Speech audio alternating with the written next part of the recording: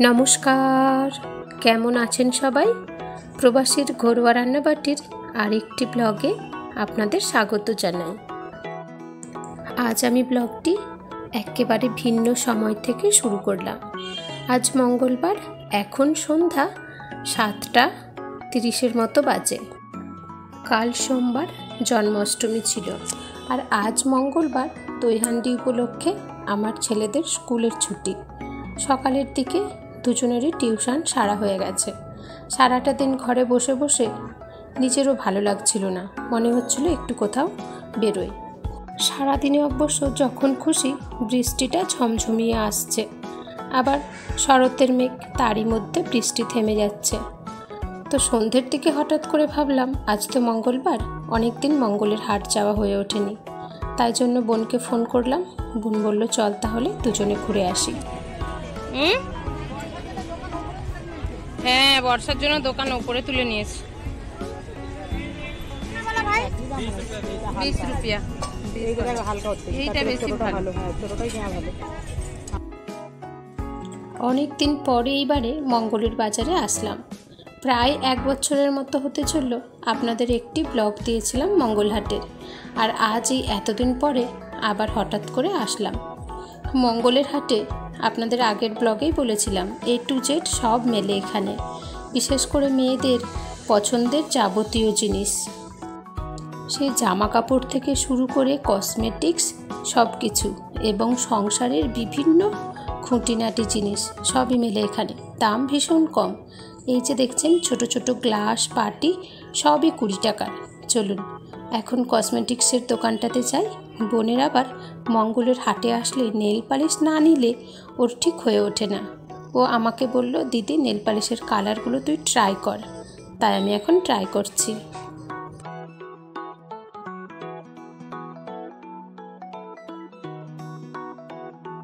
থামুন, আপনাদের নিচের দিকটা দেখায় মঙ্গলের হাটের কি অবস্থা দেখেছেন?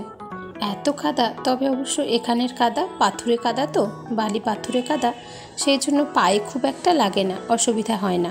তাও দেখে চলতে হয়, আর বলা তো যায় না কখন ঝমঝমিয়ে বৃষ্টি নামবে। চলুন তাড়াতাড়ি কাজ সেরে নিই। এখানে বাচ্চাদেরও দারুণ জিনিসপত্র পাওয়া যায় জানেন, ছোট্টদের চশমা, ঘুড়ি, খেলার বিভিন্ন জিনিসপত্র ইত্যাদি। আর ছোট্ট ছোট্ট বাচ্চাদের জামা কাপড়ও বেশ সুন্দর পাওয়া যায় এখানে।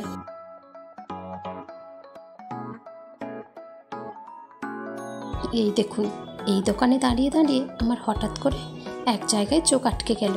দেখুন, এতদিন মুম্বাই শহরে আছি আর এতদিন থেকে মঙ্গলের বাজারে আসি, কোনোদিন এই যে বাঙালি শাড়ি আমার চোখে পড়েনি কেউ। আজ দেখলাম একটি দোকানদার মাত্র কয়েকটি শাড়ি নিয়ে বসেছে। শাড়িগুলো বেশ ভালোই ছিল, খারাপ ছিল না।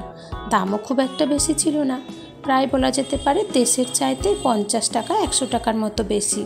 তবে হয়তো নিলে শাড়িগুলো করে কমে দিতে পারতো। আমার নেওয়ার ছিল না, একটু আধটু দেখে দাম জিজ্ঞাসা করে চলে আসলাম। এইখানের শাড়ি দোকানে শাড়ি দেখতে দেখতে হঠাৎ করে উল্টো দিকের দোকানে নজর পড়ল। ওখানে দেখলাম বিদিতের মাম্মি শাড়ি কিনছে। ও আমায় দুপুরবেলাতেই বলেছিল আজ মঙ্গলের হাটে ও শাড়ি কিনতে আসবে।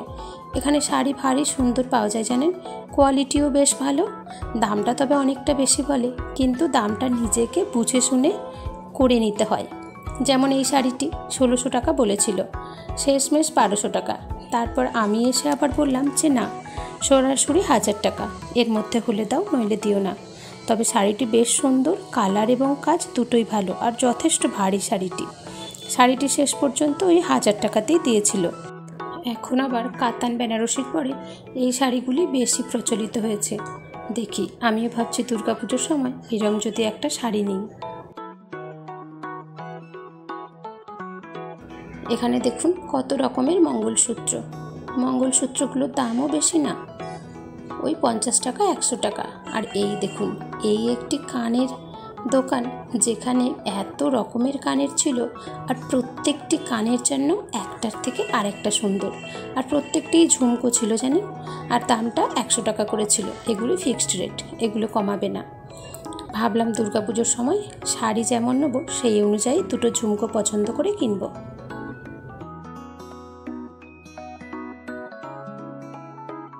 এক একটা কানের তো এত বড় ছিল যে সেগুলো হয়তো আমরা পরি না, তবে ভাবি পরবো না।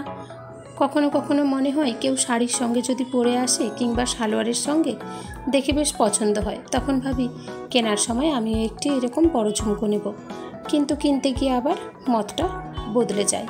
আর এই দেখুন ছোট্ট ছোট্ট এই যে ইংলিশ প্যাটার্নের কানের, এগুলোও বেশ ভালো ছিল, এগুলো 30 টাকা করে। প্রত্যেকবারে আমার এই চীনামাটির দোকানটাতে শুধুই চোখ আটকে যায়, কিন্তু শখ হলেও জিনিসগুলো কিনতে পারি না, কেননা আমার ছেলেরা ভীষণ বদমাইশ।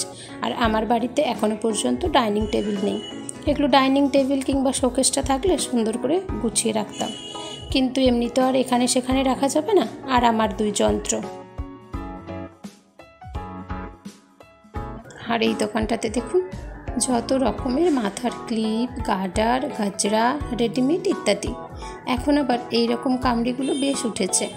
আর এই ছোট্ট বাচ্চাদের হেয়ার বেল্টগুলো দেখুন বেশ সুন্দর। আমার ভীষণ পছন্দ হয় ওই হেয়ার বেল্টগুলি। যখন শীতের সময় আমার ভাইঝিরা আসবে তখন ভাবছি ওদের একটি করে কিনে দেব। ওয়েদার একেবারে বেকার জানেন, যখন তখন ঝমঝম করে বৃষ্টি নামছে। আমরা ভাবছি এই দোকানটা থেকে এবার বাড়ি চলে যাব।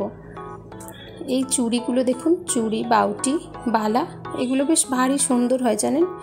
মানছি এগুলি গ্যারান্টিওয়ালা না, তবে দামটাও অনেকটা কম, আর কালারগুলো অনেক দিন পর্যন্ত বেশ ভালোই থাকে।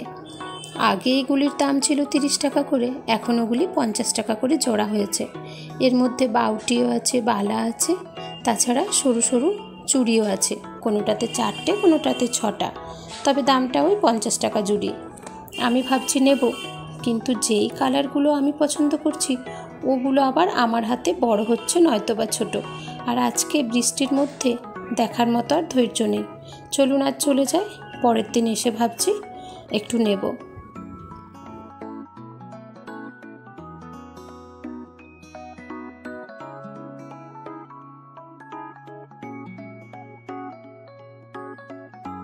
বাজার থেকে বেরোতে না বেরোতেই এত ঝমঝমিয়ে বৃষ্টি আসলো, বাধ্য হয়ে 2 বোনে আবার দাঁড়িয়ে পড়েছিলাম। বৃষ্টিটা এখন একটু কমেছে, চলুন যাই। আর তার আগেই যে সাদা আপেল চোখে পড়েছে, সাদা আপেলটা আমার বড় ছেলের ভীষণ পছন্দ। মাঝে মধ্যে অবশ্য ছোট ছেলেটিও খায়, আমারও বেশ ভালোই লাগে। আজ দামটাও অনেকটা কম বলছে, 100 টাকা কেজি, একটু নিয়ে চলুন।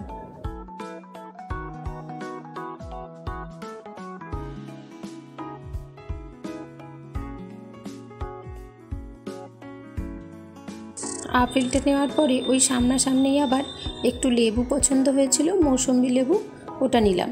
ছোট ছেলেটাও ভারী পছন্দ করে আর অনামিকাও খায়। একটু আগিয়ে এসে দেখলাম এখানে আবার বেশ সুন্দর লেবু ছিল, কিন্তু আগেই লেবুটা 1 কেজি নিয়েছিলাম। বাড়ি ফেরার পথে দেখলাম এখানে দই হান্ডি হচ্ছে। এখানে প্রত্যেক বছর একটি বড় করে স্টেজ বানানো হয় আর সারাদিন অনুষ্ঠান চলে।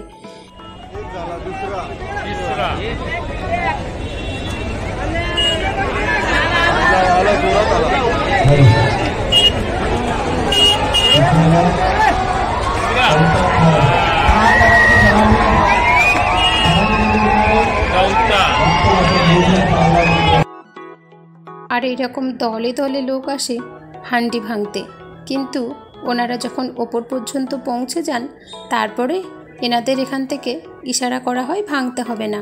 ওনারা নিচে নেমে এসে ওনাদের টফি নিয়ে চলে যান। ওই দেখুন আবার একটা দল এসেছে, আর মানুষের ভিড়ও বাড়ছে প্রচুর পরিমাণে। সেই রকম ঝমঝমিয়েও বৃষ্টিও নামছে। এই রকম করে সারাদিনে অনেক দল আসে দই হান্ডি ভাঙতে, কিন্তু কাউকে ভাঙতে দেওয়া হয় না, ওই প্রাইজ দিয়ে পাঠিয়ে দেওয়া হয়। আর সেই রাত্রি 12টার পর পর্যন্ত এখানে এই রকম অনুষ্ঠান চলতেই থাকে। সেই রাত্রি 12টার পরে ভাঙা হবে দই হান্ডি। বলতে পারেন একরকম এই চত্বরটি সারাদিন আনন্দ উৎসবে মেতে থাকেন। কতটা ওপরে দই হান্ডি লাগানো হয়েছে দেখেছেন? কিছু কিছু জায়গাতে তো এর থেকেও আরও অনেক উপরে লাগানো হয়। ওই দেখুন একটা পুচকু মেয়ে কি সুন্দর হুলাহু করছে, আর ওর সঙ্গে বেশ ভালো ড্যান্সও করছিল জানেন।